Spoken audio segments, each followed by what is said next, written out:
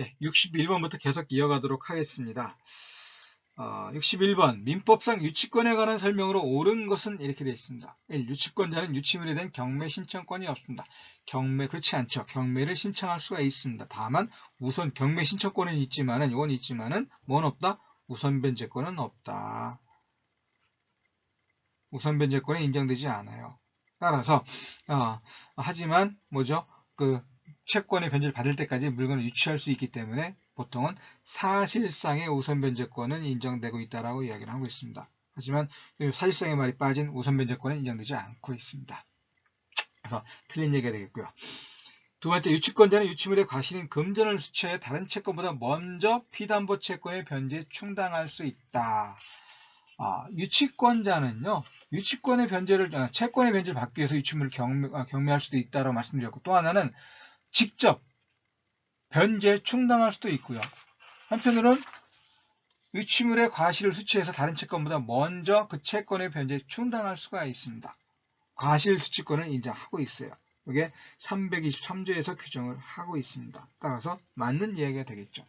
세 번째, 유치권자는 채무자의 승낙 없이 유치물을 담보로 제공할 수가 없습니다.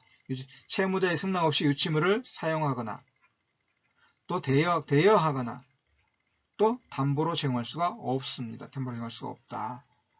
그래서 324조에서 324조 2항에서 규정을 하고 있고, 다만 보존행위는 단독으로 할 수가 있죠. 그래서 채무자의 승낙 없이도 보존행위를 할 수 있다. 왜? 보존행위를 하게 됨으로써 가치가 유지된다라고 하는 결과 어떻게 은 소유자에게도 채무자에게도 이익이 되기 때문에 보존행위는 단독으로 할 수가 있습니다. 그래서 담보로 제공할 수는 없고 보존행위만 할 수 있다. 자, 네 번째, 채권자가 채무자를 직접 점유자로 하여 간접 점유하는 경우에도 유치권은 성립한다. 유치권을 인정하는 이유는 그 채무자인 소유자의 점유를 빼앗아서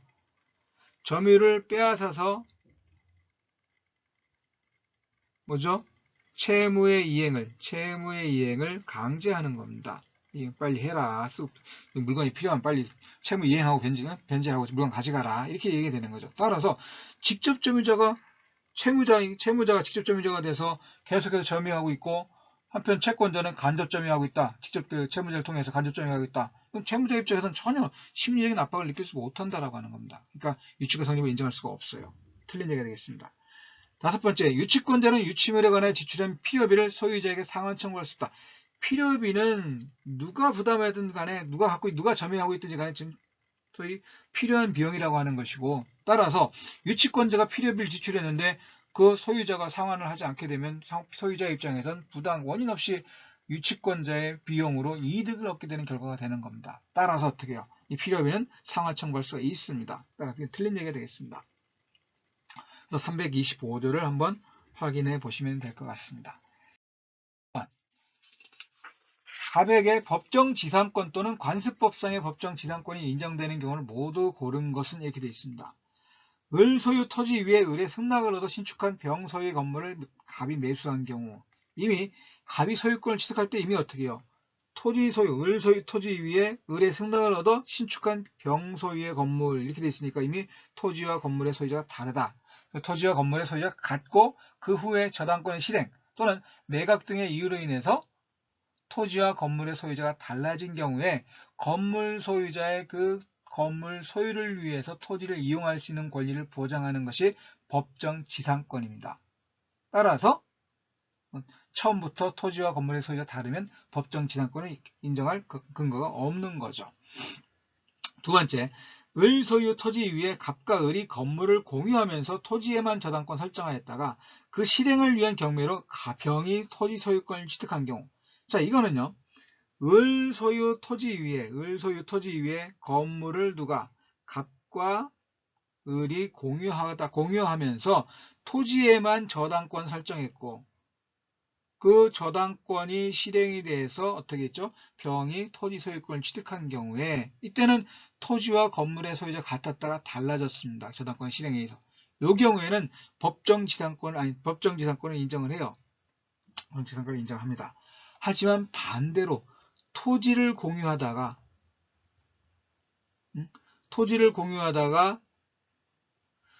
그 외에 요 지분에 대해서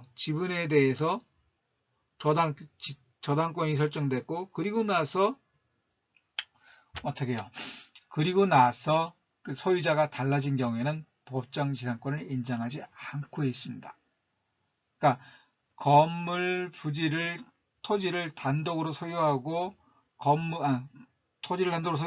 건물을 공유하는 경우에는 토지의 대지에 저당권이 설정돼서 그 저당권이 실행돼서 토지와 건물의 소유가 달라진 경우, 이때는 어떻게 해요?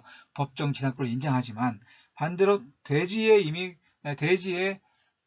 공유, 갑과 을이 공유한 상태에서는 이때는 이 한 사람의 지분에 대해서 저당권이 설정되고 그 저당권이 실행돼서 토지와 건물의 소유가 달라진 경우, 이때는 그 법정 지상권의 성립을 인정하지 않고 있다라고 하는 겁니다.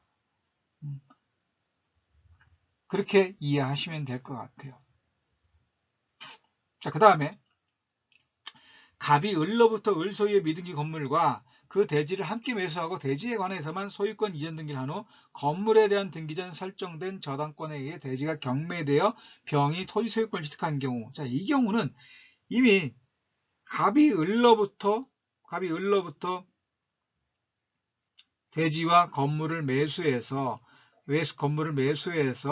건물에 대해서는 소유권 이전 등기를 했습니다. 소유권 이전 등기를 했어요.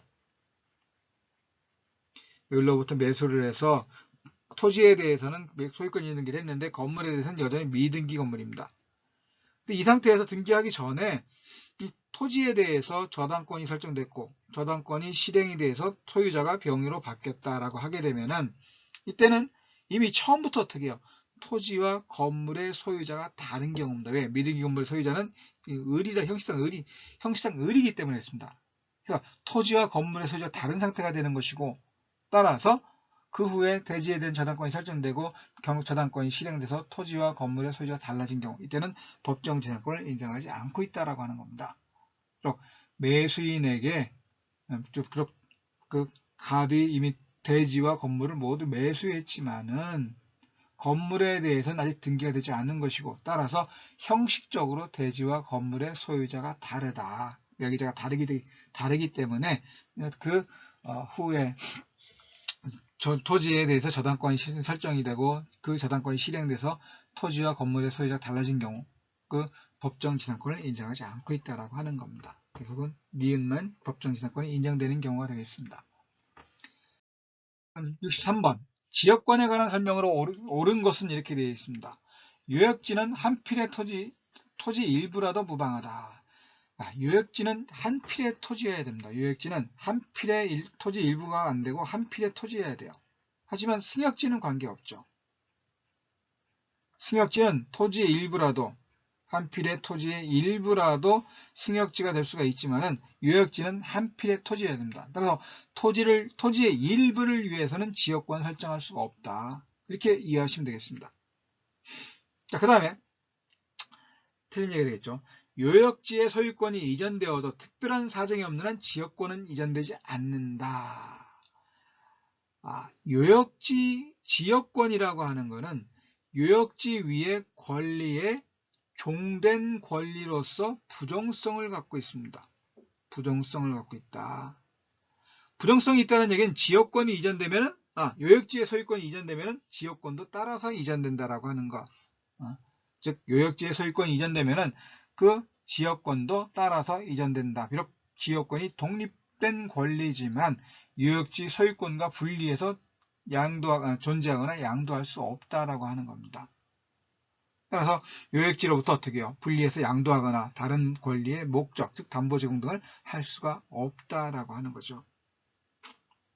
그리고 또 마찬가지로 어떻게 해요? 요역지의 소유권을 처분하게 되면 지역권도 같이 수반된다라고 하는 거죠. 자, 그런 의미에서 이전되지 않는다, 같이 이전된다, 함께 이전된다라고 부정성, 수반성 생각하시면 될 것 같습니다. 세 번째, 지역권의 존속기간을 영구 무한으로 약정할 수 없다.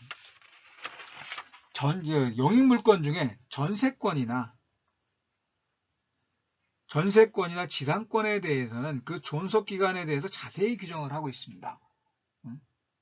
상세한 규정을 두고 있지만은 지역권의 존속기간에 대해서는 아무런 규정을 두고 있지 않아요. 따라서 지역권의 존속기간에 대해서는 그 설정 행위로 영구무한으로 하는 것도 가능하다라고 이야기를 하고 있습니다. 왜? 지역권의 존속기간을 영구무한으로 하는 이유는 뭐냐?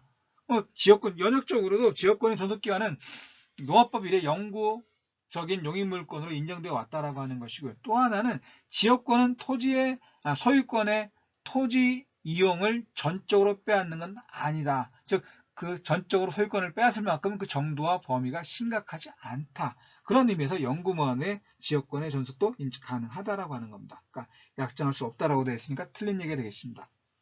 네 번째, 지역권자는 승역지를 권한 없이 점유한 자에게 그 반환을 청구할 수 있다. 지역권자는 그 단지 승역지를 그 요역지를 위해서 이용할 수 있는 권리입니다. 즉, 지역권은 일정한 범위 내에서 승역지를 직접 지배하는 물건이므로 그 지배가 방해되는 경우에는 그 방해의 제거를 청구하는 물권적 청구권이 있습니다. 하지만 그 점유할 수 있는 권리는 아니기 때문에 점유물 반환 청구권은 행사할 수가 없어요. 점유물 반환 청구는 할 수가 없습니다. 반환 청구는. 그러니까 방해 제거는 청구할 수 있겠지만은 그 점유물 방해 제거 청구권은 점유물 반환 청구권은 행사할 수가 없어요. 그래서 지역권의 301조에 따르면은 지역권에 준용되는 그 물권적 청구권이라고 하는 것, 그 소유물 방해 제거, 또 방해 예방 청구권에 관한 214조의 규정만 준용이 되고 있습니다. 따라서 반환 청구권은 할 수가 없다라고 하는 것. 틀린 얘기죠. 다섯 번째, 요역지 공유자의 1인은 지분에 관하여 그 토지를 위한 지역권을 소멸하게 하지 못한다. 요역지 공유자의 1인은 그 지분에 관하여 토지를 위한 지역권을 소멸하지 못해. 지역권을 소멸하게 되면 어떻게 됐습니까? 다른 사람도 이용할 수가 없잖아요. 따라서 그 요역지 공유자의 1인은 지분에 관하여 토지를 위한 지역권을 소멸하지 못한다. 이렇게 규정을 하고 있습니다. 293조에서 규정을 하고 있으니까 한번 확인해 보시면 되겠습니다. 그 다섯 번째가 맞는 얘기가 64번 토지 전세권에 관한 설명으로 옳은 것은 이렇게 되어 있어요. 첫째, 토지 전세권을 처음 설정할 때는 존속기간에 제한이 없다. 존속기간에 제한이 있죠. 최장기간 토지 전세권의 경우 10년의 제한이 있습니다. 틀린 얘기가 되겠고 312조를 한번 확인해 보시면 되겠습니다.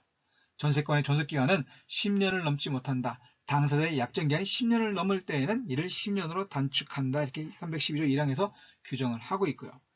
두 번째, 토지 전세권의 존속기간을 1년 미만으로 정한 때는 1년으로 한다. 이 규정은 건물 전세권에 대해서만 규정을 하고 있습니다. 건물 전세권의 경우에는 존속기간을 1년 미만으로 정한 경우에는 이를 1년으로 한다. 이렇게 규정을 하고 있습니다. 312조 2항에서 규정을 하고 있어요. 따라서 토지 전세권에 관해서는 이것이 적용되지 않는다라고 하는 것이고요. 그 다음 세 번째, 토지 전세권의 설정은 갱신할 수 있으나 그 갱신은 갱신한 날로부터 10년을 넘지 못한다. 이건 312조 3항에서 규정을 하고 있습니다. 맞는 얘기가 되겠네요. 네 번째, 토지 전세권자에게 토지 임차권과 달리 지상물 매수 청구권이 인정될 수 없다. 토지 전세권자에게는 이 규정이 직접적으로는 없지만은 토지 임차권과 마찬가지로 계약기간이 만료가 됐을 때 지상물이 있는 경우 그 지상물 매수 청구권을 인정하고 있습니다. 준용하고 있습니다. 그래서 임차인의 토지 임차인이 갱신 청구권과 매수 청구권과 관련해서 643조에서 규정을 하고 있는데 이 643조의 지상물 매수 청구권을 전세권에도 토지 전세권자에게도 마찬가지로 인정하고 있다라고 하는 것. 따라서 이 얘기는 틀린 얘기가 되겠습니다. 다섯 번째, 토지 전세권 설정자가 존속기간 만료전 6개월부터 1월 사이에 갱신 거절의 통지를 하지 않은 경우 특별한 사정이 없는 한 동일한 조건으로 다시 전세권을 설정한 것으로 본다. 전세권 갱신과 관련해서도 이거는 요 얘기는 건물 전세권자에게 인정되는 경우입니다. 건물 전세권자에게. 따라서 토지 전세권자에게 인정되는 것은 아니다라고 하는 것이고 그 내용은 한번 312조 사항을 확인해 보시면 될 것 같습니다. 건물 전세권에만 인정된다라고 하는 것 틀린 얘기가 되겠습니다. 그래서 세 번째가 맞는 이야기가 되겠습니다. 자, 그다음 60. 갑은 을에게 우편으로 자기 소유의 X건물을 3억 원에 매도하겠다는 청약을 하면서 자신의 청약에 대한 회신을 2022년 10월 5일까지 해줄 것을 요청하였다. 갑의 편지는 2022년 9월 14일 발송되어 2022년 9월 16일 을에게 도달되었다. 이에 관한 설명으로 틀린 것을 모두 고른 것은 이렇게 되어 있습니다. 기억, 갑이 2022년 9월 23일 자신의 청약을 철회한 경우 특별한 사정이 없는 한 갑의 청약은 효력을 잃는다. 계약에 청약한 일을 철회하지 못합니다. 이게 527조에서 규정을 하고 있어요. 근데 528조에서는 승낙기간을 정한 계약의 청약은 청약자가 그 기간 내에 승낙의 통지를 받지 못한 때에 효력을 잃는다라고 되어 있습니다. 그러니까 의사표시는 상대방한테 도달하면 효력 발생하는 것이고 청약은 언제? 상대방한테 도달하면은 언제죠? 9월 16일 날 도달하게 되면 이때는 효력 발생하는 것이고 청약의 효력은 발생하는 것이고 이게 어떻게요? 이때는 이제 철회할 수가 없어요. 철회할 수가 없습니다. 근데 결국 9월 23일 날 자신의 청약을 철회했다라고 했으니까 특별한 사정이 없는 갑의 청약은 효력을 잃는다. 그렇지 않죠. 9월 16일 날 을에게 도착했기 때문에 청약을 철회할 수 없다. 따라서 이거는 효력을 잃지 않습니다. 틀린 얘기가 되겠네요. 두 번째, 을이 2022년 9월 20일 갑에게 승낙의 통지를 발송하여 2022년 9월 22일 갑에게 도달한 경우 갑과 을의 계약은 2022년 9월 22일에 성립한다.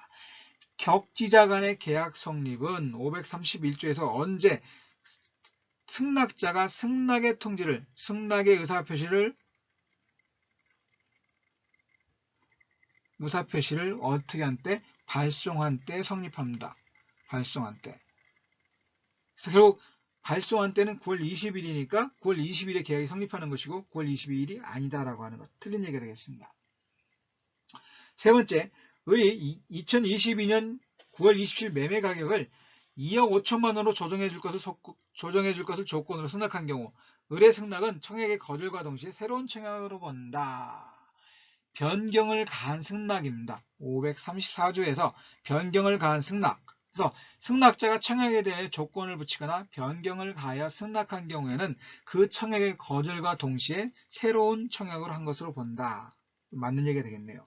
그래서 맞는 거는 디귿이고 따라서 기업과 니은은 틀린 얘기가 되겠습니다. 그러니까 틀린 것을 모두 고른 것은 이렇게 되었으니까 3번이 되겠습니다. 답이 틀린 것이 되겠습니다.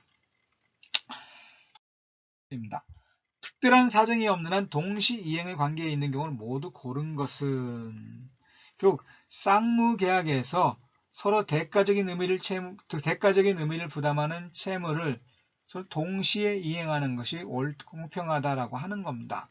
이게 따라서 상대방이 자신의 채무 이행을 제공하지 않고 이행이나 이행의 제공을 하지 않고 채무의 이행을 청구해 왔을 때 자기의 채무 이행을 거절할 수 있는 권리가 동시 이행의 항변권입니다.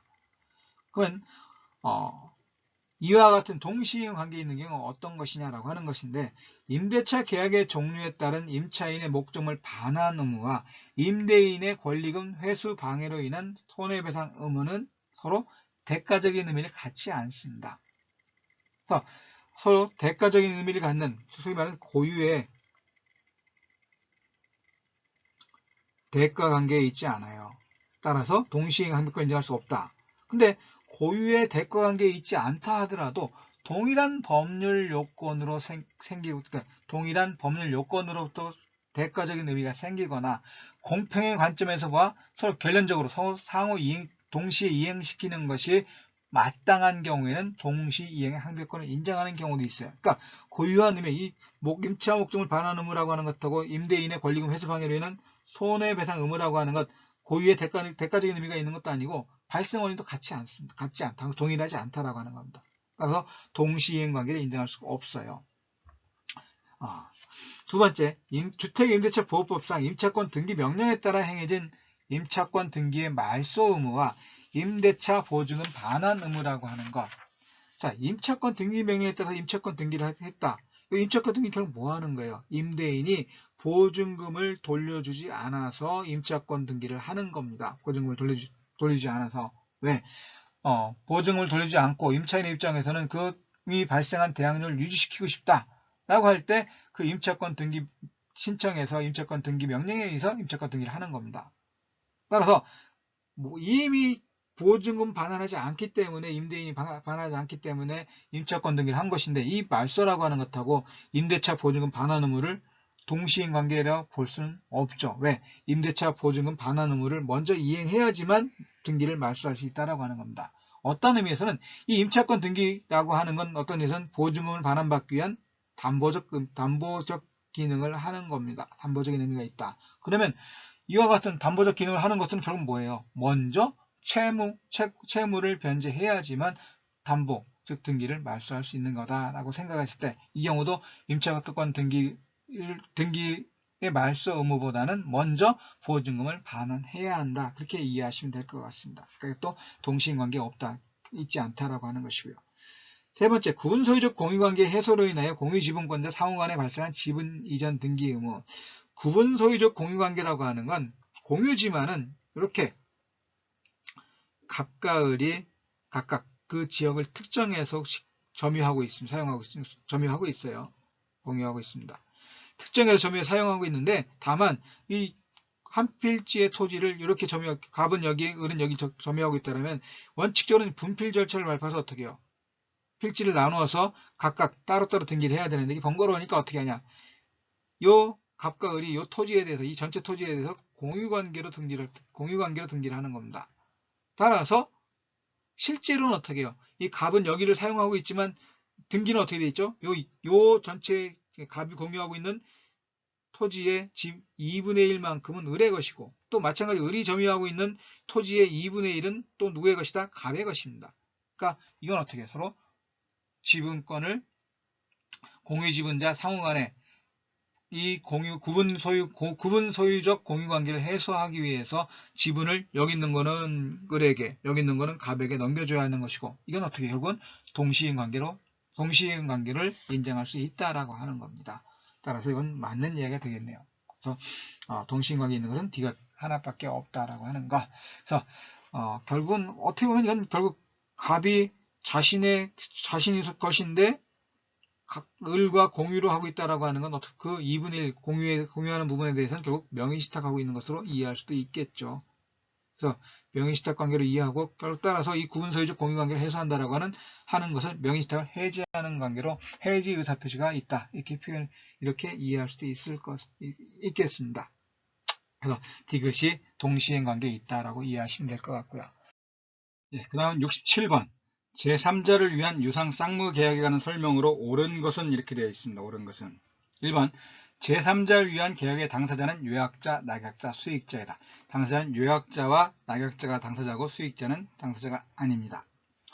두 번째, 수익자는 계약 체결 당시 특정되어 있어야 한다.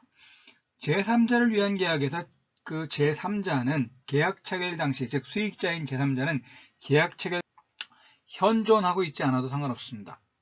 현존하지 않아도 되고 또 특정되어 있지 않아도 돼요. 다만 그 나중에 이행을 하기 위해서는 어떻게 해요? 또 수익의사표시를 하기 위해서는 누군가가 해야 할 거 아닙니까? 그리고 특정할 수는 있어야 됩니다. 특정할 수 있어야 한다. 따라서 특정되어 있어야 한다. 특정되어 있을 필요는 없지만 특정할 수는 있어야 한다. 이게 맞는 거죠. 그래서 특정되어 있을 필요는 없다라고 하는 것. 세 번째, 수익자는 제3자를 위한 계약에서 발생한 해제권을 가지는 것이 원칙이다. 결국 제3자인 수익자는 계약 당사자가 아니라고 이야기를 했죠. 따라서 계약 당사자가 갖고 있는 해지권, 취소권 등은 계약 당사자인 요약자와 낙약자만 행사할 수 있고 수익자에게는 인정되지 않고 있습니다.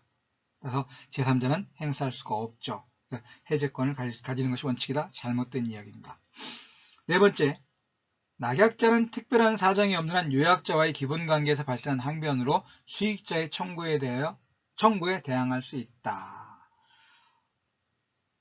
낙약자는 수익자인 제3자에 대해서 직접 그 납부 의무 이행을 해야 되지만 요약자와의 관계에서 요약자와의 관계에서 갖는 항변을 가지고 수익자에게 대항할 수가 있어야 됩니다. 따라서 이건 542조에서 규정하고 있고, 따라서 낙약자는 요약자와의 관계에서 발생하는 항변으로 수익자에게 당연히 청구에 대항할 수가 있죠. 맞는 이야기가 되겠습니다. 다섯 번째, 요약자는 특별한 사정이 없는 한 수익자의 동의 없이 낙약자의 이행불능을 이유로 계약을 해지할 수 없다.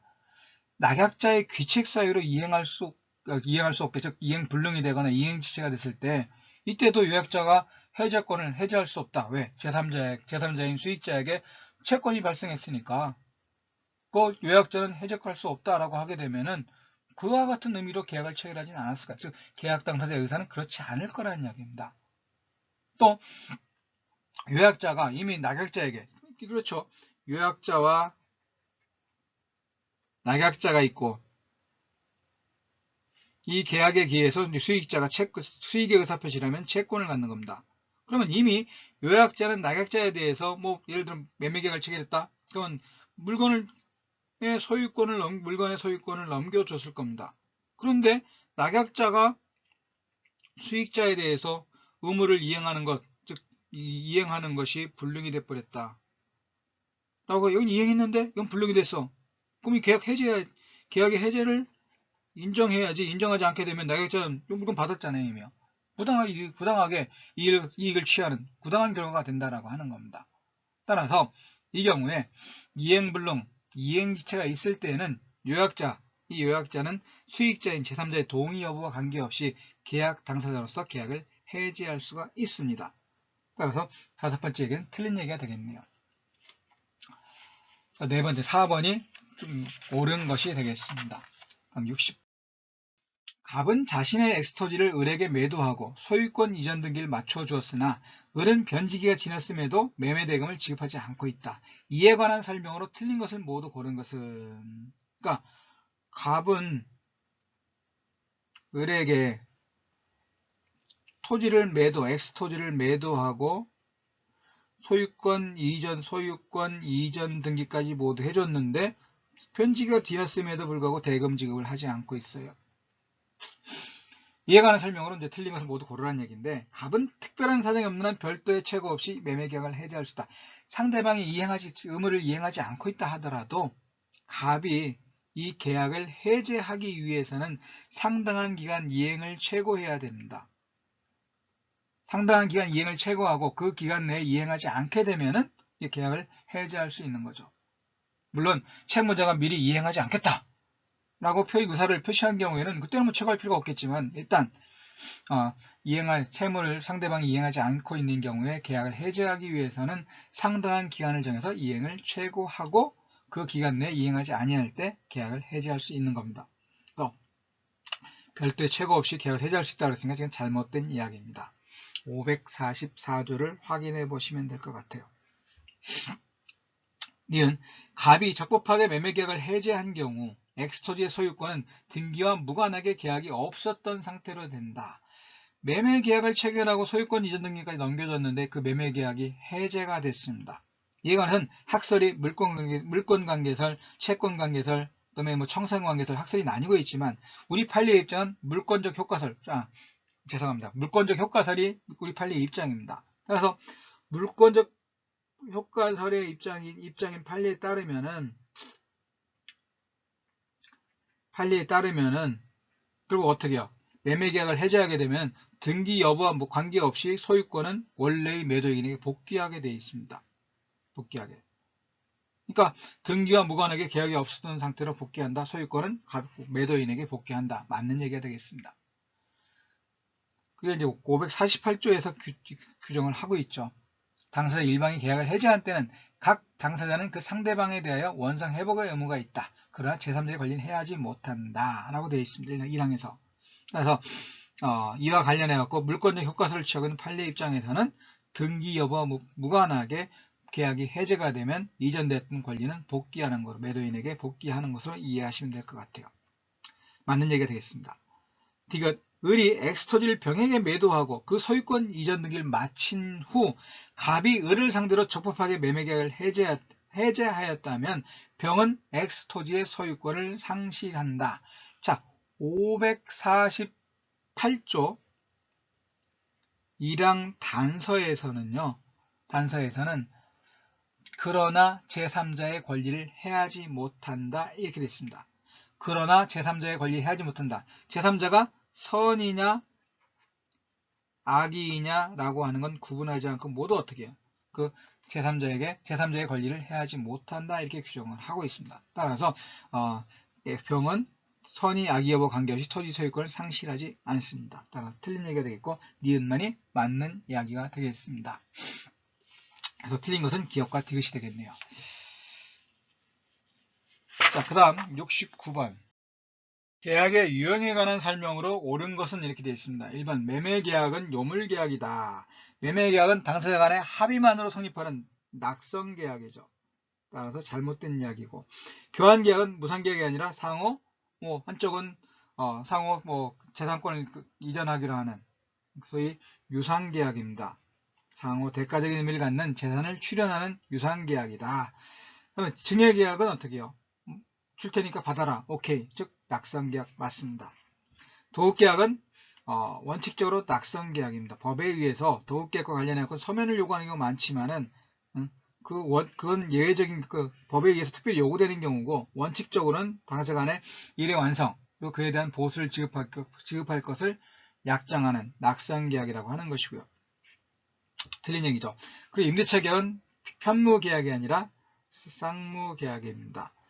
임대인은 임차인에게 그 목적물을 수익하게 해줄 것을 약속을 하고 임대인은 그에 대한 대가로 차임을 지급할 것을 약속하는 계약이 임대차 계약이고 사용 수익하게 해줄 의무라고 하는 것하고 차임을 지급할 의무라고 하는 건 서로 대가적인 의미가 있는 쌍무계약이다 라고 생각하시면 되겠습니다. 그래서 세 번째가 맞는 이야기다 라고 이해하시면 되겠고 70번 갑은 그 소유의 X 부동산에 관하여 을과 매매의 일방 예약을 체결하면서 예약 완결권은 을이 가지고 20년 내에 행사하기로 약정하였다. 이에 관한 설명으로 옳은 것은 이렇게 되어 있습니다. 을이 예약 체결 시부터 1년 뒤에 예약 완결권을 행사한 경우 매매는 예약 체결 시로 소급하여 그 효력이 발생한다. 이건 주의하셔야 됩니다.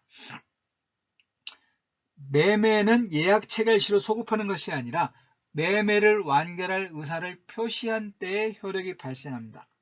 즉 일방예약, 매매 완결의 의사를 표시한 때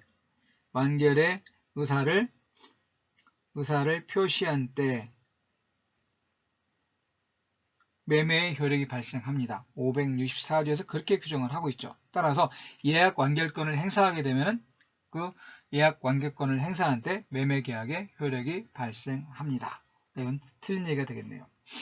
두 번째, 을의 예약 완결권은 형성권에 속하므로 맞죠. 형성권에 속하므로 갑과의 약정에도 불구하고 그 행사 기간은 10년으로 단축된다.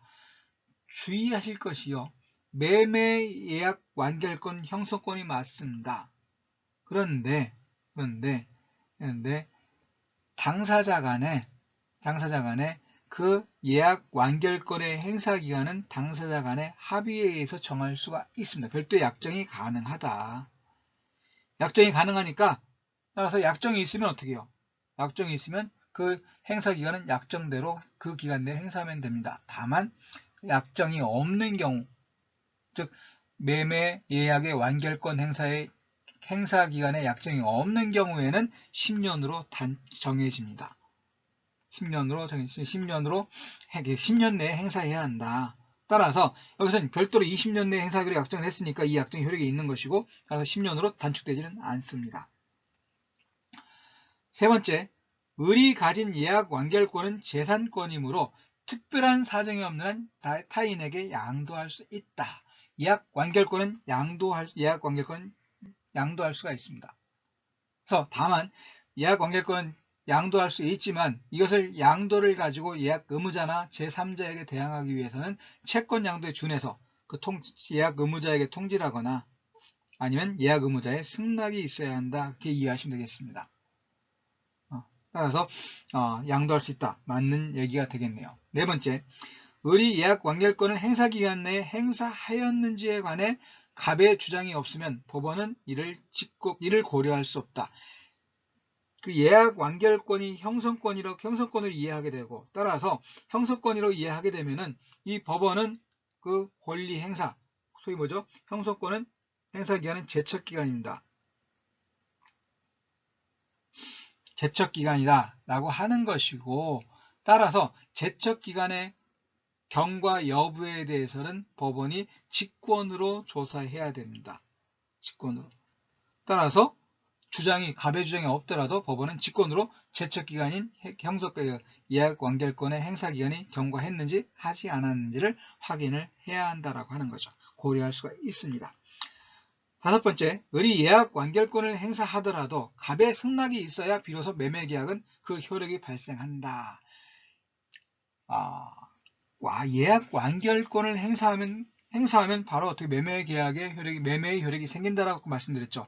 564조에서 예약 완결권을 행사하면 매매를 완결할 의사를 표시한 때에 매매의 효력이 생긴다라고 아까 말씀을 드렸습니다. 따라서 상대방의 승낙은 필요 없다라고 하는 겁니다. 그렇게 이해하시면 되겠습니다. 틀린 얘기가 되겠고, 맞는 것은 세 번째가 맞는 얘기가 되겠습니다. 권리의 하자에 대한 매도인의 담보책임과 관련하여 악의의 매수인에게 인정되는 권리로 옳은 것을 모두 고른 것은 이렇게 되어 있습니다. 첫째, 권리의 전부가 타인에게 속하여 매수인에게 이전할 수 없는 경우 계약해제권 인정할 수 있습니다. 왜냐하면 대금만 지급하고 권리를 취득할 수 없다라면 문제가 되겠죠. 선의, 악의 여부 관계없이 계약해제 인정해야 한다. 570조에서 규정을 하고 있고요. 570조. 그 다음에 권리의 일부가 타인에게 속하여 그 권리의 일부를 매수인에게 이전할 수 없는 경우 대금감액 청구권. 572조에서 이때는 그 권리를 이전할 수 없는 이전할 수 없는 부분에 해당하는 비율로 대금의 감액을 청구할 수가 있습니다. 572조 1항에서 규정을 하고 있죠. 그래서 권리 이전받을 수 없다라는 얘기는 결국 어떻게 해요? 선이든 악이든 어떻게 대금 감액 청구를 할 수 있다라고 하는 거. 자, 그 다음에 목적물에 설정된 저당권의 실행으로 인하여 매수인이 소유권을 취득할 수 없는 경우 계약 해제권. 576조를 보게 되면요.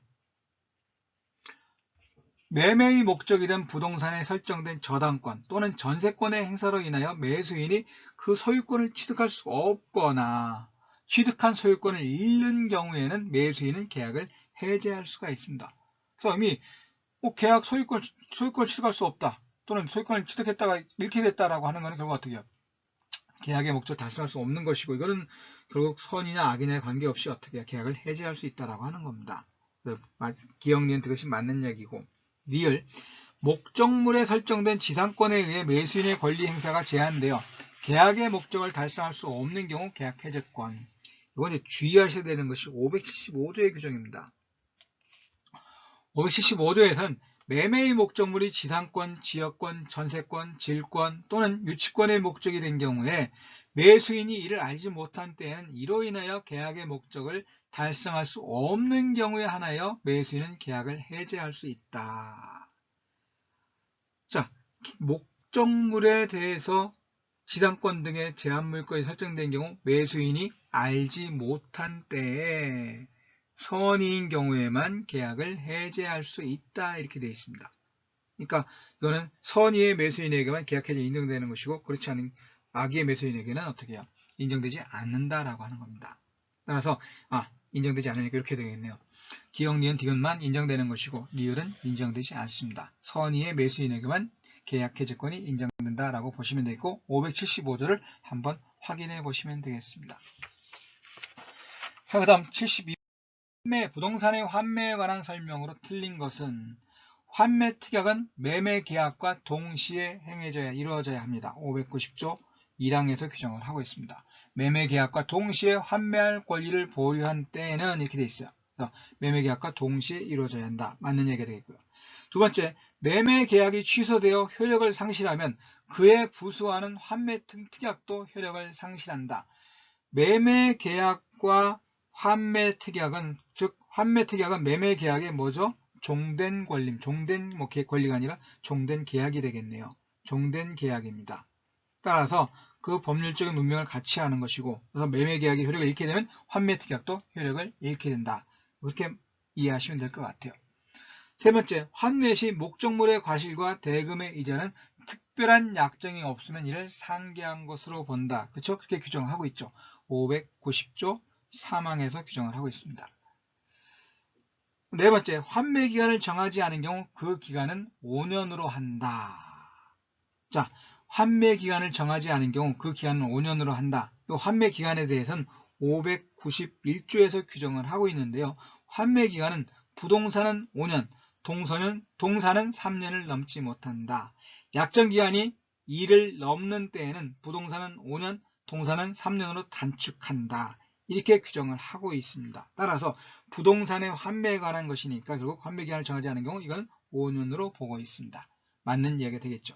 다섯 번째, 환매 기간을 정한 경우 환매권의 행사로 발생한 소유권 이전 등기 청구권은 특별한 사정이 없는 한 그 환매 기간 내에 행사하지 않으면 소멸한다.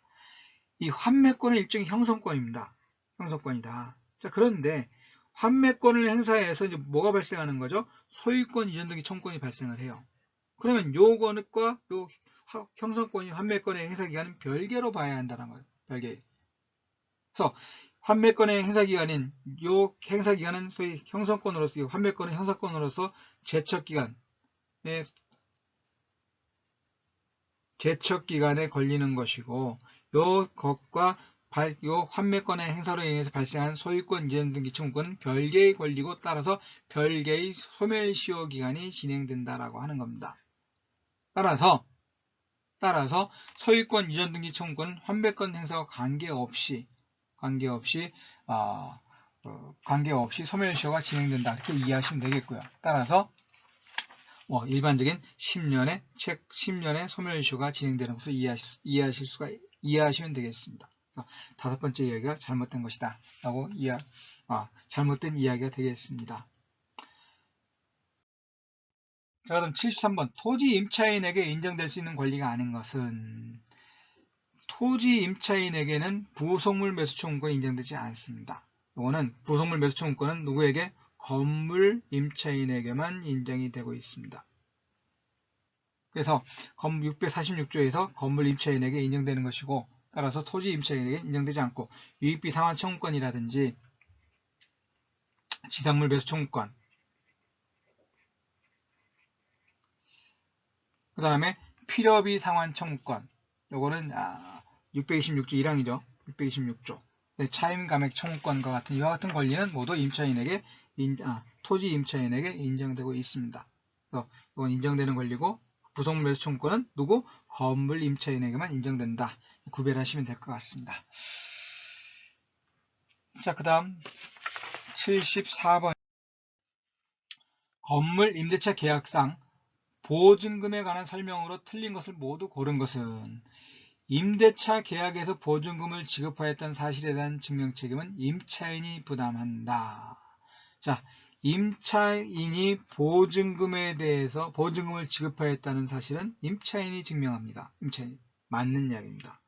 그 다음에 임대차 계약이 종료하지 않은 경우 특별한 사정이 없는 한 임차인은 보증금의 존재를 이유로 차임의 지급을 거절할 수 없습니다. 즉 보증금이라고 하는 것은 즉 임대차 계약을 체결할 때 임대인에게 지급한 임대차 보증금은 연체, 차임 등 임대차 관계에서 발생하는 임차인의 모든 채무를 담보합니다. 하지만 임차인이 그 보증금의 존재를 이유로 해서 차임 지급을 거절하거나 그 연체에 따른 채무 불이행 책임을 면할 수는 없습니다. 이거는 보증금 자체는 임대차 관계에서 발생하는 모든 채무를 담보하는 것이기 때문에 단지 보증금이 있으니까 거기에서 차임 감해라 이렇게 할 수는 없다라고 하는 겁니다. 없다.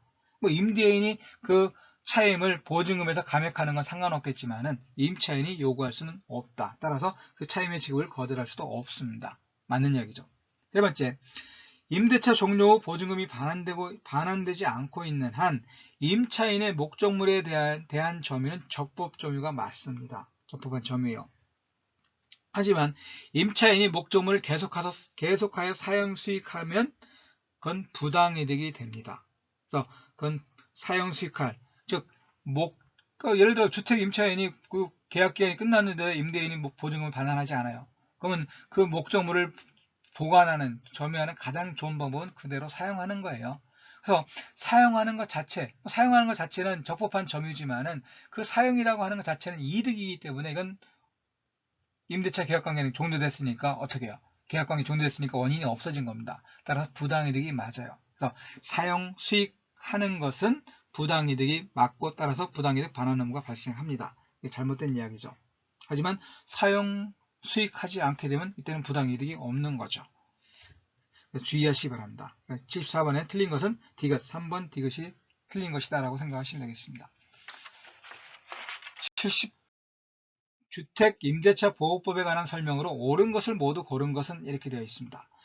다가구형 단독주택 일부의 임차인이 대항력을 취득하였다면 후에 건축물 대장상으로 다가구형 단독주택이 다세대 주택으로 변경되었던 사정만으로 이미 취득한 대항력을 상실하지 않는다. 이건 2007년 판례인데요. 그리고 임차인이 다가구라고 하는 건 한 집에 여러 가구 살고 있는 것이고 다세대라는 것은 각각 개별 세대별로 어떻게 해요? 주민등록이 따로 할 수 있다고 하는 겁니다. 다가구에는 한 집에 주민등록을 하는 것이고 다세대는 개별 세대별로 주민등록을 할 수 있는 겁니다. 따라서 다가구형 단독주택 일부의 임차인이 대항력을 취득했다라면 그 후에 그 다가구형 단독주택이 다세대 주택으로 변경되었다 하더라도 이미 취득한 대항력은 그대로 유지되는 것으로 이해하고 있습니다. 이해하고 있다. 왜냐하면 그 주민등록만 발급받아서 확인해보면 또 등기부를 확인해보면 그 주택의 현황이라든지 또 주민등록상으로 그 집에 살고 있는 사람들을 알 수 있다라고 하는 겁니다. 그래서 단순하게 다가구형 단독주택이 다세대 주택으로 변경되었다.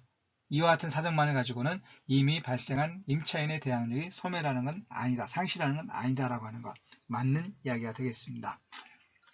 두 번째, 우선 변제권이 있는 임차인은 임차주택과 별도로 그 대지만이 경매될 경우 특별한 사정이 없는 한 그 대지의 환가대금에 대하여 우선 변제권을 행사할 수 있다. 이것과 관련해 갖군요. 주택임대차보호법 제3조의 2, 제2항에서 대지의 환가대금에 대해서도 대지를 포함한 환가대금에서 보증금의 그 순위에 따라서 우선 변제 받을 수 있도록 규정을 하고 있습니다. 주택임대차보호법 3조의 제2항을 한번 확인해 보시면 되겠습니다. 그래서 대지의 환가대금에 대해서 우선 변제권을 행사할 수 있도록 함으로써 임차인을 보다 두텁게 보호하고 있다라고 이해하시면 될 것 같습니다. 명문의 규정이 있으니까 이건 맞는 말이 되겠죠. 세 번째, 임차인이 대항력을 가진 후 그 임차주택의 소유권이 양도되어 양수인이 임차보증금 반환채무를 부담하게 되었더라도 임차인이 주민등록을 이전하면 양수인이 부담하는 임차보증금 반환채무는 소멸한다. 임차인이 대항력을 갖게 된 후에 임차주택의 소유권이 양도되면 그 양수인은 양도인의 지위를 이전받게 됩니다. 따라서 설사 임차인이 주민등록을 이전한다 하더라도 이미 발생한 양수인의 임대차 보증금 반환 채무는 임차인의 주민등록 이전에 의해서 그 채무가 소멸하는 건 아니다라고 하는 거죠. 소멸하지 않습니다. 따라서 세 번째 디귿은 틀린 얘기고 기억과 니은이 맞는 이야기가 되겠습니다. 76번 세종특별자치시에 소재하는 갑소유의 X상가 건물의 1층 점포를 을이 분식점을 하려고 갑으로부터 2022년 2월 16일 보증금 6억 원, 차임 월 100만원에 임차하였고 임차권 등기는 되지 않았다. 이에 관한 설명으로 옳은 것을 모두 고른 것은 이렇게 되어 있습니다. 을이 점포를 인도받은 날에 사업자 등록을 신청한 경우 그 다음 날부터 임차권에 대항력이 생긴다. 상가건물 임대차보호법 3조에 따르면 임대차는 등기가 없는 경우에도 임차인이 건물의 인도와 사업자 등록을 신청한 경우 그 다음 날부터 대항력이 발생한다. 즉 제3자에 대하여 효력이 생긴다라고 규정을 하고 있습니다. 상가건물 임대차 보호법 제3조 제1항을 한번 확인해 보시면 되겠습니다. 맞는 이야기가 되겠죠. 두 번째, 을이 이 대항 요건을 갖춘 후 임대차 계약서의 확정 일자를 받은 경우 민사집행법상 경매 시 을은 임차 건물의 환가대금에서 후순위 권리자보다 우선하여 보증금을 반편제받을 권리가 있다. 자, 요거 주의하셔야 됩니다. 뭐냐면 상가건물 임대차 보호법에 따르면은 일정한 금액 이하의 보증금액에 대해서만 상가건물 임대차 보호법이 적용됩니다. 대항력에 관해서는 그 보증금과 관계없이 인도를 받고 사업자 등록을 신청하면 그 다음날 대항력이 발생한다라고 하고 있지만은 그 보증금의 액수에 관계없습니다. 이거는. 그런데 그 보증금에 대해서 우선 변제받을 권리에 대해서만큼은 제한하고 있습니다. 그래서 상가건물 임대차 보호법 시행령으로 서울특별시 9억 원, 수도권 정비계획법에 따른 과밀 억제권역 및 부산광역시 6억 9천만 원, 광역시, 세종특별자치시, 파주시, 화성시, 안산시, 용인시, 김포시, 광주시는 5억 4천만 원. 자, 5억 세종특별자치시는 5억 4천만 원 이하인 경우에만 이 상가건물 임대차 보호법이 적용됩니다. 따라서 여기는 지금 6억이라고 있고 차임도 100만 원이나 있으니까 이 상가건물 임대차 보호법의 적용 대상이 아니다라고 하는 거죠. 따라서 대항력을 갖춘다 하더라도 확정일자 갖춰도 이 법의 보호를 받을 수가 없다. 따라서 보증금을 우선 변제받을 권리는 인정되지 않고 있습니다. 틀린 얘기가 되겠습니다. 세 번째, 을은 감염병의 예방 및 관리에 관한 법률 제49조 제1항 제2호에 따른 집합 제한 또는 금지 조치를 총 3개월 이상 받음으로써 발생한 경제 사정의 중대한 변동으로 폐업한 경우에는 임대차 계약을 해지할 수 있다. 이거는 요즘 코로나 사태로 인하여 새로이 규정된 거죠. 그래서 상가건물 임대차 보호법 제11조의 2 제1항에서 규정을 하고 있습니다. 그래서 이건 따라서 이것은 맞는 이야기가 되겠고요. 그러니까 코로나 때문에 새로 발생한 규정이기 때문에 특별히 지문으로 넣은 것 같습니다. 그래서 조금 까다로운 문제였지만은 기본적인 구조만 알게 되면 이해할 수 있습니다. 다만 시행령까지 해서 문제를 물어보는 것이기 때문에 꼭 시행령까지 그 조문을 확인해 볼 필요성이 있습니다. 그래서 기업과 디귿이 맞는 이야기고요. 그 다음에 77번 집합 건물의 소유 및 관리에 관한 법률상 공용 부분에 관한 설명으로 옳은 것을 모두 고른 것은 이렇게 되어 있습니다. 기업 관리단 집회 결의나 다른 구분 소유자의 동의 없이 구분 소유자 1인이 공용 부분을 독점적으로 점유 사용하는 경우 다른 구분 소유자는 공용 부분의 보존 행위로서 그 인도를 청구할 수 있다. 이것과 관련해 갖고는요. 그 공용 부분이라고 하는 것은 어떻게 이해할 수 있느냐? 공용 부분은 결국 집합 건물의 구분 소유자 사이에 공유 관계로 이해할 수가 있습니다. 그러면 이 공유와 관련해 갖고 공유물의 소수 지분권자가 다른 공유자와 협의 없이 공유물의 전부 또는 일부를 독점적으로 점유 사용하고 있는 경우 다른 소수 지분권자는 공유물의 보존 행위로서 그 인도를 청구할 수는 없습니다. 왜냐하면 그 독점적으로 점유 사용하고 있는 소수 지분권자도 그 공유물에 대해서 지분을 갖고 있기 때문에 그만큼 지분만큼은 어떻게 해요? 점유 사용할 수 있기 때문에 보존 행위로서 점유물의 인도를 청구할 수는 없어요. 다만 그 소수 지분권자는 그 공유물에 대한 방해 상태를 제거하거나 공동 점유를 방해하는 침해 행위를 금지하도록 청구할 수는 있습니다. 그러니까 보존 행위로서 인도를 청구할 수는 없어요. 따라서 공용 부분도 집합 건물 구분 소유자의 공유 관계로 이해를 하게 되면은 공용 부분에 대해서 그 독점적으로 점유 사용하고 있는 구분 소유자도 지분을 갖고 있는 이런 형태가 되는 겁니다. 따라서 어떻게 해요? 그 공용 부분의 보존 행위로서 인도를 청구할 수는 없고 다만 방해 상태를 제거하거나 공동 점유를 방해하는 행위를 하지 마라.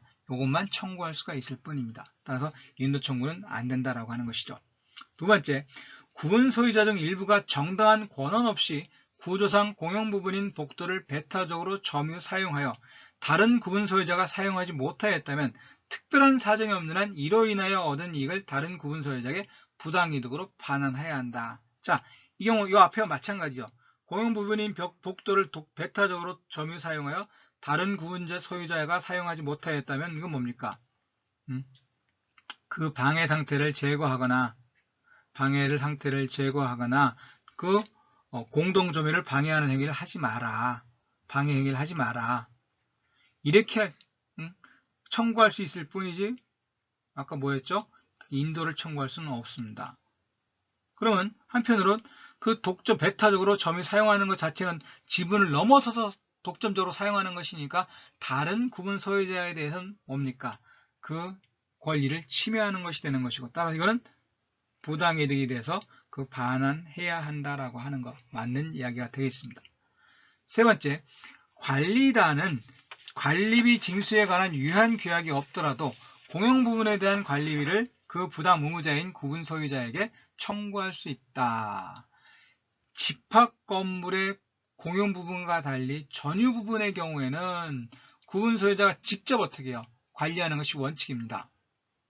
따라서 집합 건물의 소유 및 관리에 관한 법률은 관리단에게 전유 부분 관리비의 징수 권한을 부여하고 있지 않습니다. 하지만 규약에서 전유 부분 관리비를 구분 소유자로부터 징수할 수 있도록 규정하여 있다면 관리단은 규약에 따라 구분 소유자에게 전유 부분의 관리비를 청구할 수 있습니다. 청구할 수 있다. 자, 그런데 공용 부분에 대해서는 어떻게 하느냐? 집합건물법상 관리단은 관리비 징수에 관한 유효한 규약이 있으면 그 규약에 따라 관리비를 공용 부분에 대한 관리비도 징수할 수가 있습니다. 하지만 유효한 규약이 없더라도 집합건물법 25조 2항, 과거 구집합건물법 25조 1항에 따라서 적어도 공용 부분, 즉 전유 부분은 모르겠지만 적어도 공용 부분에 대한 관리비에 대해서는 그 부담 의무자인 구분 소유자에게 청구할 수가 있습니다. 따라서 이와 같은 것들은 관리인 선임 결의에 의해서 관리인으로 선임된 자가 집합 건물에 관하여 사실상의 관리 행위를 한 경우에도 마찬가지로 구분 소유자에게 청구할 수가 있다. 어찌됐든 관리단은 관리비 징수에 관한 유효한 규약이 있으면 그 규약에 따라 규약이 없어도 공용 부분에 대한 관리만큼은 그 부담 의무자인 구분 소유자에게 청구할 수 있는 것으로 이해된다라고 하는 거죠. 그래서 77번은 니은과 디귿이 맞는 것이고 기억은 틀린 것이다라고 이해하시면 되겠습니다. 그래서 네 번째가 맞는 이야기가 되겠고요. 그 다음 78. 가등기 담보 등에 관한 법률이 적용되는 가등기 담보에 관한 설명으로 옳은 것은 채무자가 아닌 제3자는 가등기 담보권의 설정자가 될 수 있죠. 예를 들어 물상보증인 같은 거 생각하시면 되겠습니다. 그래서 제3자도 가등기 담보법상의 가등기 담보권의 설정자가 될 수가 있습니다. 하지만 원칙적으로는 보통 피담보 채권의 채권자와 채무자가 가등기 담보계획의 당사자가 되겠지만은 제3자도 물상보증인처럼 제3자도 가등기 담보의 설정자가 될 수가 있습니다. 틀린 얘기가 되겠고요. 두 번째, 귀속청산에서 변제기 후 청산금의 평가액을 채무자에게 통지한 경우 채권자는 그가 통지한 청산금의 금액에 대해서는 다툴 수가 없다. 자기가 이만큼 평가해서 그 평가액이 많든 적든 간에 최소한 채권자가 평가해서 채무자에게 통지했다면 그 이후에 그 통지한 청산금에 대해서 다툴 수가 없는 것이 원칙입니다. 다툴 수 있다라고 되어 있으니까 이 얘기는 틀린 얘기가 되겠죠. 가등기 담보법 제9조를 확인해 보시면 되겠습니다. 그래서 통지한 청산금의 금액에 대하여는 관하여 다툴 수 없다라고 규정을 하고 있습니다. 틀린 얘기가 되겠습니다. 세 번째, 공사대금 채권을 담보하기 위하여 담보 가등기를 한 경우 가등기 담보 등에 관한 법률이 적용된다. 가등기 담보법이 적용되는 거는요, 소비대차, 돈을 빌리거나 아니면 귀촌하는 준소비대차에 대해서만, 준소비대차의 경우에만 이 법이 적용됩니다. 따라서 공사대금 채권, 매매대금 채권 이와 같은 것에 대해서는 또 매매계약의 해제에 따른 대금 반환 채권 이와 같은 것들은 이 가등기담보법의 적용 대상이 아니다라고 하는 거죠. 틀린 얘기가 되겠습니다. 네 번째, 가등기담보권자는 특별한 사정이 없는 한 가등기담보권을 그 피담보 채권과 함께 제3자에게 양도할 수 있다. 가등기담보권도 양도성을 갖습니다. 양도성을 갖고 있기 때문에 따라서 가등기담보권도 담보물권으로서 그 담보물권의 수반성이 또 인정이 되고 있죠. 따라서 어떻게 해요? 특별한 사정이 없는 한 가등기담보권을 그 피담보 채권과 함께 제3자에게 양도할 수 있습니다. 양도할 수 있다. 다만 그 피담보 채권과 분리해서 양도할 수는 없습니다. 함께 양도할 수 있다라고 하는 것. 양도성과 수반성이 있다. 하지만 분리해서 양도할 수는 없다. 맞는 얘기가 되겠습니다. 다섯 번째, 가등기 담보권자는 담보 목적물에 대한 경매를 청구할 수 없다. 요 이야기는 틀린 이야기입니다. 가담법에 따르면 제12조에 따르면은 가등기 담보권자, 가등기 권리자는 선택에 따라 담보권을 실행하거나 담보 목적 부동산의 경매를 청구할 수가 있다고 되어 있습니다. 가담법 제12조에서는 그 가등기 담보권자는 그 담보권을 즉 가등기 담보권을 실행하거나 아니면 담보 목적 부동산의 경매를 청구할 수 있다라고 규정을 하고 있어요. 그래서 청구할 수 없다라고 했으면 틀린 얘기가 되겠습니다. 4번이 맞는 이야기다. 79번 2022년 8월 16일 갑은 조세 포털의 목적으로 친구인 을과 명의신탁 약정을 맺고 을은 이에 따라 갑으로부터 매수자금을 받아 병 소유의 엑스토지를 자신의 명의로 매수하여 등기를 이전받았다. 이에 관한 설명으로 틀린 것은 자, 갑이 을과 명의신탁 약정을 하고 을은 갑으로부터 매수자금을 받아서 병과 엑스토지에 대해서 매매계약을 체결해서 결국 어떻게 해요? 그 소유권 이전 등기를 을 명의로 받았습니다. 자, 이 경우에 갑과 을 사이의 명의신탁 약정은 당연히 무효죠. 맞는 이야기입니다. 두 번째, 갑과 을 사이에 명의신탁 약정이 있었던 사실을 병이 몰랐다면, 즉 병이 선이라면 이 소유권 을에게의 소유권 이전 등기는 유효하게 됩니다. 즉 을의 소유권 취득은 유효하다라고 하는 것. 따라서 을은 엑스토지 소유권을 승계 취득한다라고 하는 것. 선의인 경우에 한해서 즉 제3자인 병이 선의인 경우에 이 계약의 효력은 있고 따라서 을은 소유권을 취득하게 됩니다. 명의 수탁자는. 맞는 얘기죠. 세 번째, 을이 엑스토지의 소유권을 취득하더라도 갑은 을에 대하여 부당이득을 원인으로 엑스토지의 소유권 이전 등기를 청구할 수 없다. 부당이득을 원인으로 엑스토지 소유권을 취득할 수 있다면 명의신탁 약정을 무효로 할 이유가 없다라고 하는 겁니다. 따라서 이 경우에는 을은 확정적으로 소유권을 취득하는 것이고 갑은 을에 대해서 부당이득으로 매수자금, 갑이 을에게 엑스토지를 구입하도록 주었던 매수자금이 부당이득이 되는 겁니다. 그래서 매수자금을 부당이득으로 반환 청구할 수 있고 그 엑스토지의 소유권 이전 등기를 부당이득으로 반환 청구할 수는 없습니다. 맞는 이야기죠.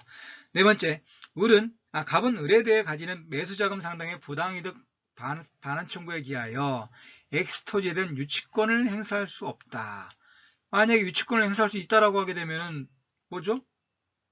명의신탁 약정 무효할 이유가 없다라고 하는 거예요. 따라서 이 경우 이와 같은 유치권을 행사할 수 없도록 해야 되는 것이 맞다라고 하는 것이고 맞는 이야기가 되겠습니다. 다섯 번째, 만일 을이 정에게 엑스토지를 양도한 경우 정이 명의신탁 약정에 대해 단순히 알고 있었다면 정은 엑스토지의 소유권을 취득하지 못한다. 일단 을에게 이 제3자인 병과 명의신탁자인 을 사이의 매매계약이 유효하고 따라서 소유권이 을에게 이전됐다라면 을은 소유권을 취득하는 것이고 설사 이것이 정에게 양도됐고 정이 양수받은 정이 그 명의신탁 약정의 사실을 알았거나 몰랐거나 관계없이 선의 악의 여부 관계없이 정은 이 을이 취득한 소유권을 확정적으로 이전받게 되는 것이고 따라서 소유권을 취득하게 되는 겁니다. 소유권을 취득하지 못한다. 틀린 얘기가 되겠습니다. 다섯 번째가 잘못된 이야기네요. 80번 집합건물의 소유 및 관리에 관한 법령상 관리인 및 관리위원회 등에 관한 설명으로 옳은 것은 이렇게 되어 있습니다. 구분 소유자가 아닌 자는 관리인이 될 수 없다. 집합건물법 제24조를 보게 되면요. 24조 제2항에서는 관리인은 구분 소유자일 필요가 없으며 그 임기는 2년의 범위에서 규약으로 정한다. 그래서 반드시 구분 소유자만이 관리인이 될 수 있는 건 아니다라고 하는 것. 틀린 얘기가 되겠습니다. 두 번째, 구분 소유자가 10인 이상일 때는 관리단을 대표하고 관리단의 사무를 집행할 관리인을 선임해야 한다. 집합건물법 24조 제1항에서 정하고 있습니다. 구분 소유자가 10인 이상일 때는 관리단을 대표하고 관리단의 사무를 집행할 관리인을 선임해야 한다. 맞는 이야기가 되겠습니다. 틀린 얘기죠. 1번은. 세 번째, 관리위원회를 둔 경우에도 규약에서 달리 정한 바가 없으면 관리인은 공용 부분의 보존 행위를 함에 있어서 관리위원회의 결의를 요하지 아니한다. 관리인은 공용 부분의 보존 행위를 할 수가 있습니다. 이건 집합건물법 제25조 제1항에서 1항 제1호에서 규정을 하고 있어요. 그런데 집합건물법 제26조의 3에서 보게 되면은 26조의 3에서 보게 되면은 뭐라고 하고 있냐면 관리단에는 규약으로 정하는 바에 따라 관리위원회를 둘 수 있다. 그리고 그 사망에 가서 제1항에 따라 관리위원회를 둔 경우 관리인은 제25조 제1항 각 호의 행위를 하려면 관리위원회의 결의를 거쳐야 한다. 이렇게 되어 있습니다. 그러니까 25조 1항에서 제25조 제1항 각 호의 행위를 하려면은 관리위원회의 결의를 거치도록 하고 있다. 따라서 관리인은 공용 부분의 보존 행위를 함에 있어서도 관리위원회의 결의를 거쳐야 한다라고 하는 거죠. 따라서 이건 틀린 얘기가 되겠습니다. 조금 문제가 조문을 좀 자세히 알아야지만 풀 수 있는 문제가 되겠네요. 네 번째, 규약에서 달리 정한 바가 없으면 관리인은 관리위원회의 위원이 될 수 있다. 아까 관리 26조의 4입니다. 집합건물법 26조의 4 제1항에서 2항이네요. 2항을 보게 되면은 관리인은 규약에 달리 정한 바가 없으면 관리위원회의 위원이 될 수 없다. 이렇게 되어 있습니다. 그래서 규약에서 달리 정한 바가 있으면 모르겠지만 달리 정한 바가 없으면 관리인은 관리위원회의 위원이 될 수가 없는 게 원칙입니다. 틀린 얘기죠. 다섯 번째, 규약에서 달리 정한 바가 없으면 관리위원회 위원은 부득이한 사유가 없더라도 서면이나 대리인을 통하여 의결권을 행사할 수 있다. 이건 집합건물법 시행령 제10조 제2항에서 시행령 제10조 제2항에서 규정을 하고 있습니다. 관리위원회 위원은 질병, 해외 체류 등 부득이한 사유가 있는 경우 외에는 서면이나 대리인을 통하여 의결권을 행사할 수가 없다라고 되어 있습니다. 그러니까 알아두셔야 할 것이 뭡니까? 질병이나 해외 체류 등 이와 같은 부득이한 사유가 있는 경우에는 서면이나 대리인을 통해서 의결권을 행사할 수가 있지만 그와 같은 부득이한 사유가 없으면 서면이나 대리인을 통하여 의결권을 행사할 수가 없습니다. 그래서 시행령을 한번 확인해 보시면 되겠고요. 시행령, 이거 집합건물법 시행령까지 지문으로 내는 건 좀 지나친 면이 없지 않아 있는 것 같기도 한데요. 어쨌든 조문, 시행령까지 한 번씩 좀 검토해 볼 필요성이 있는 것 같습니다. 자, 두 번째 얘기가 옳은 것이고 나머지 4개는 틀린 이야기다라고 생각하시면 되겠어요. 그래서 이것으로 2022년 10월 29일 날 시행된 공인중개사 민법 및 민사특별법 문제풀이를 마치도록 하겠습니다. 수고하셨습니다. 감사합니다. 계속 해서 공인중개사 기출문제를 하나하나 한번 풀어가도록 해보겠습니다. 계속해서 구독, 알림 설정, 좋아요 눌러주시면 감사하겠습니다.